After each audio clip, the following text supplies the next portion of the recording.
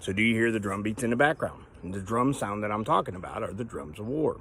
Well, if you pay attention, what you find is that Russia, the Soviet Union, is refusing to release ammonium nitrate fertilizer until after the first quarter. They're the largest producers of ammonium nitrate fertilizer in the world, and China is currently holding over half of the world's grain supply. Well, how does that affect the United States? Well, ammonium nitrate fertilizer is absolutely crucial in the mass growing corn crops. And with China holding over the half of the world's grain, and not releasing it to any other countries, the ability of the producers to make ethanol that is a supplement to gasoline is going to be very limited. So gas prices are going to go up. It's going to be harder for you to find a lot of foodstuffs that have corn that's included in those foodstuffs. Your food supply is getting ready to get really challenged.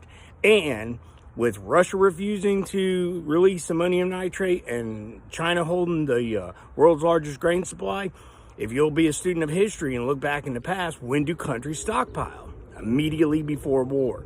We already know Russia's sitting on the border of the Ukraine with every intention, I firmly believe, of attacking the Ukrainians. And they've just shipped their largest portion of their blood supply to the Ukraine border.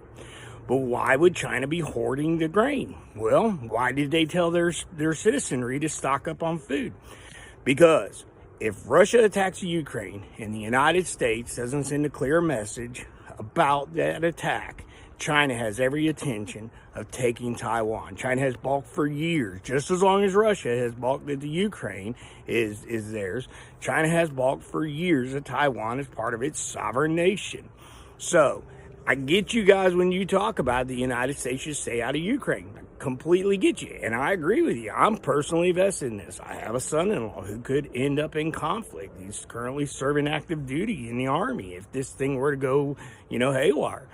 But we cannot allow the Ukraine to be attacked without a response, because if we don't respond to the Ukraine being attacked, Taiwan will fall. And if Taiwan falls, who is the largest manufacturer of semiconductors in the world, that gives China a huge advantage in the marketplace in just about every bit of technology in the world, to include a lot of sensitive items that are, crucial to the United States and our well-being and our defense and medical care and just about everything. Heck, why can't you get a dishwasher or a refrigerator right now, without having to wait for it? Because semiconductors are very scarce right now.